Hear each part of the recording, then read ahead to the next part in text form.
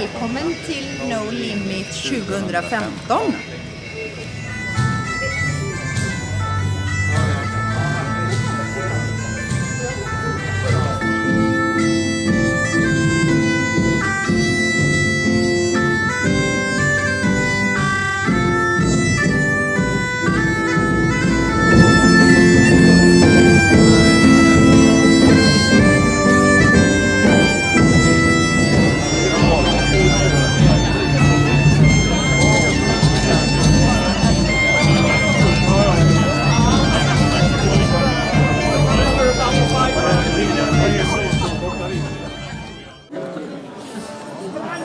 Vart går nyckeln? Hej, är det personal? Hej!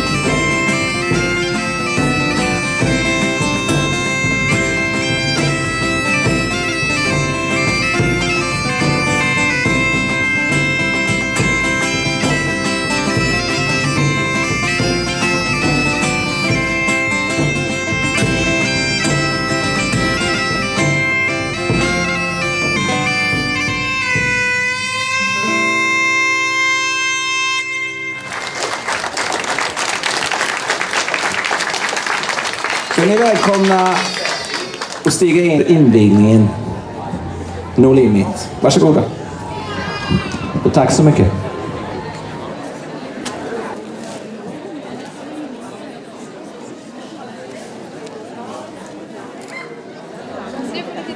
Står det folk och väntar?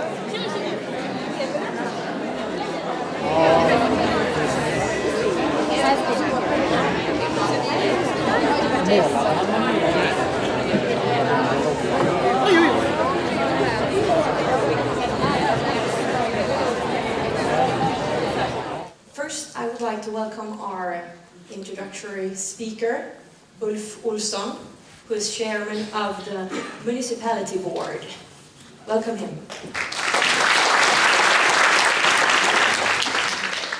Det är med en väldigt stor stolthet som jag har förmånen att stå här nu andra året i rad och inviga denna fantastiska gatukonstfestival No Limit. Det är stolthet som man känner över de fantastiska konstverk som vi redan har i Borås, och inte minst när man ser de nya konstverken skapas runt om i staden. En stolthet över att det som är allas våra gemensamma vardagsrum, våra gator, torg, våra husfasader, nu blir till ett stadens galleri, är helt fantastiskt. Och i många avseenden så är ju den här festivalen unik för Sverige, men också internationellt sett. I vissa sammanhang så ses ju gatukonsten fortfarande som kontroversiell. Men jag skulle vilja säga att i Borås så har vi alla tagit den till våra hjärtan. Staden har gjort det, näringslivet, fastighetsägarna, men inte minst, och det viktigaste av att alla boråsare. Förra årets festival ska jag berätta en liten historia ifrån. Jag var nere och var på Sandvalls plats och möttes av några barn som gick i en förskoleklass, var väl 5-6 år, och så en herre, jag tror han var runt 90-årsåldern, som stod och tittade på när den här målningen Alfred Nobel skapades. Så kan jag prata med både barnen i förskoleklassen och den här 90-åriga herren, och båda tyckte det, eller allihopa tyckte det var helt fantastiskt. Vilken målning och vilken, vad roligt det var. Och det där tycker jag är en väldigt positiv bild när man känner det, att det förenade 5-6-åringarna och det förenade 90-åringen i upplevelsen av det här positiva som gatukonsten utgör. I år är det 11 konstnärer från i princip de allra flesta världsdelar som deltar i vår festival. Precis så vill vi att staden ska vara. Vi ska vara internationell, positiv, tillåtande, uppmuntrande. Vi ska vara en stad som i oss själva lyfts utav kulturen. Där kulturen och konsten stimulerar våra sinnen, utmanar vårt tänkande och för oss in i framtiden. Och därför så än en gång så är det med väldigt stor stolthet och glädje jag förmånen att få inviga med detta den andra gatukonstfestival, den i Borås, No Limit. Så nu förklarar jag för invigning.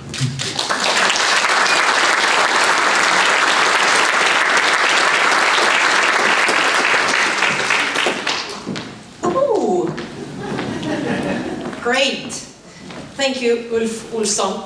And next we'll have 3 important people from the project group of No Limit up on stage for some questions.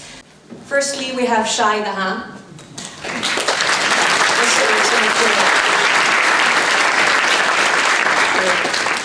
And then we have Stina Hallhagen.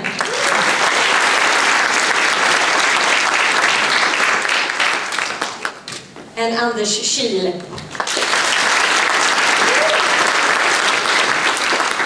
And Stina, could you describe your assignment for this festival? What do you do in this thing?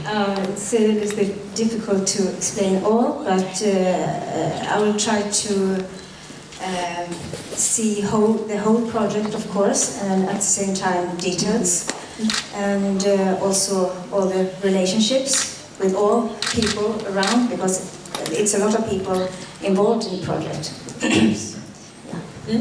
And then I think we could ask a question about something of how much, for example, how much color did we use last year? To give an example of how huge this thing is. I think we used between 500 and 1,000 liters of wall paint and about 900 spray cans. That's amazing. And Anders, what is your assignment? What do you do? I guess it's pretty much everything, from keeping our artists happy here, to taking pictures, to get a good spread on social media and on digital sites all over the world. So you're the one behind all the Instagram posts and the Facebook posts and everything that's spreading us every day for the last months. Yeah. It's amazing. Continuing that line, the spread of the festival, how far does the water ripple? Quite far. Yeah. With really good artists and really good paintings. There's easy to give it a good spread, I guess. So we ended up on front page of Huffington Post on the digital version, and ended up on Google Cultural Institute and so on. So it's turned out pretty good, I guess. Great. I heard something about the Brooklyn. Was it Brooklyn? Brooklyn Street Art. Yeah. As well. That's amazing. Yeah. Thank you. And now to Shai. I have a very interesting question for you. And we talked about this earlier, actually. And some of you may wonder why there is only one female artist in this festival this year. It's in this day and age, you wonder, right? There's 2 things here. One is, and I really don't have an explanation for it myself, but I do feel that to some extent the culture itself is a little bit more male-dominated, I suppose. Yeah. I think that's changing over the past few years. It's been really, really progressing to being more of an equal culture. I think that we're going to try to make a continued effort to having more female artists in future No Limits. Great. Last year you said to me, and maybe to many people, that this was your dream in the beginning. You know, you dreamt of having a street art festival, and you told me about how to go about that, and you said, like, then I have to get all the artists, and will they come? And they came. And will we have the company supporting us? And they did. And all things just came to place. And this year, the second year, how do you feel? You think your dream has progressed? Is it good? Yeah, I mean, this is the funnest time of the year for me, just because I get to hang out with people who finally understand me. No, but with that comes, you know, it's a success to accomplish this thing once. To have it happen again is even a more tremendous accomplishment, because that means you didn't mess it up the first time around. It's one of those things that if you get invited back, that means you did a pretty good job the first time around. And I think we did a tremendous job, not just, you know, with the team involved and the artist involved. That's what encouraged us to do it again. And my hope is that it continues on even longer than me being around. I mean, I can't do it forever, but I hope that No Limit continues that way. So. That I'll send you on your way, because we need the artists on stage as well. From China, based in Cape Town.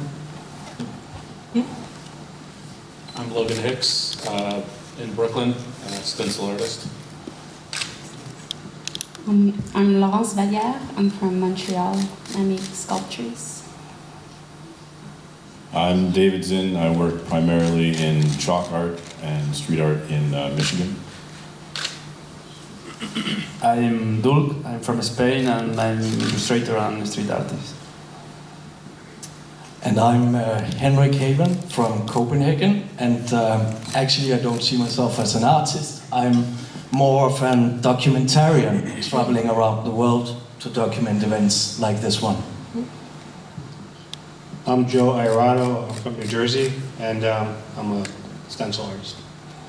Thank you.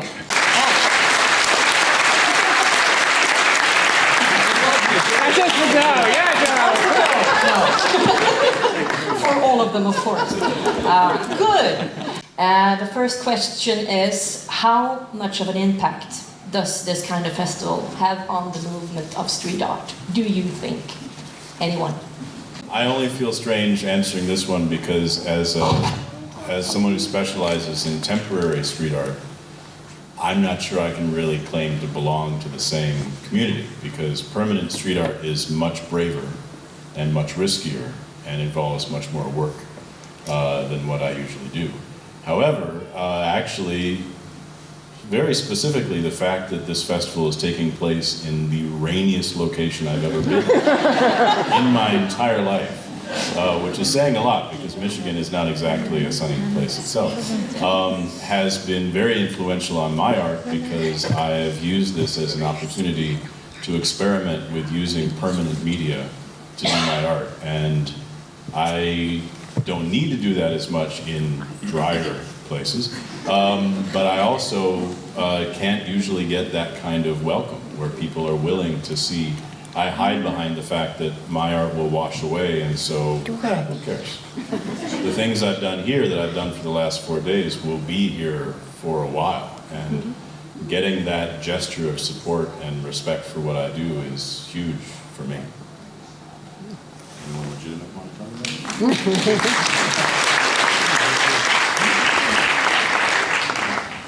All of you makes pieces in one way or another that won't be forever lasting. No art is forever, but maybe street art is kind of a bit less forever in a broader sense. Is that aspect important? Is that something that influences you a great deal? I work with cardboard, and I work with cardboard that I find in the street, in the dumpster.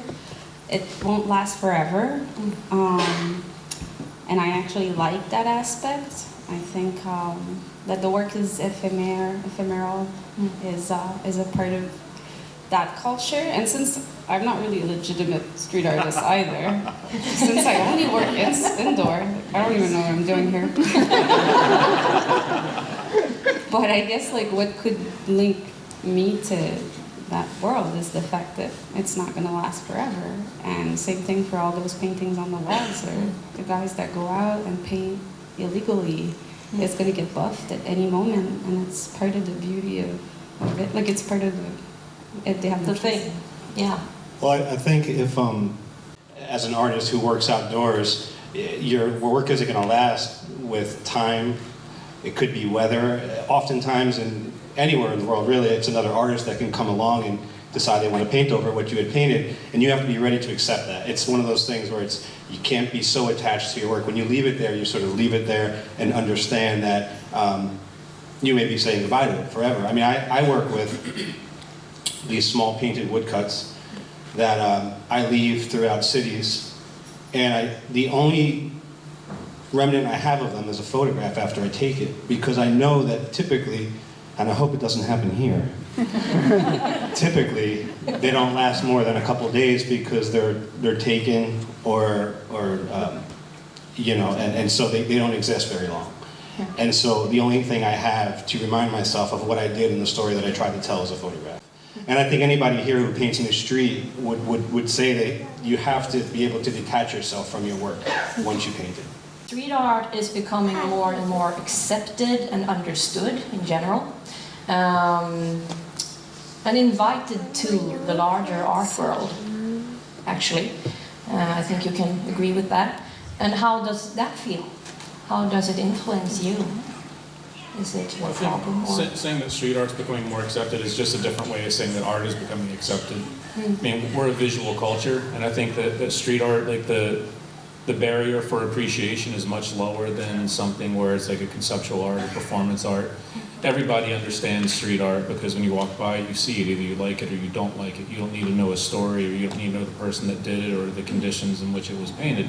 Either you like it or you don't like it. And I think the goal of any artist is to reach an audience. And with street art, I mean, the goal is to reach the populace, to reach as many people as you can. And so in that sense, you know, street art is accomplishing what its goal was, which was to connect with the viewer. You know, the street art is one of the most democratic forms of art, just because the construction worker sees it the same way that, you know, the trust fund manager sees it. Tell us briefly, what was it that attracted you to the world of street art? I usually not consider myself a street artist. I feel like...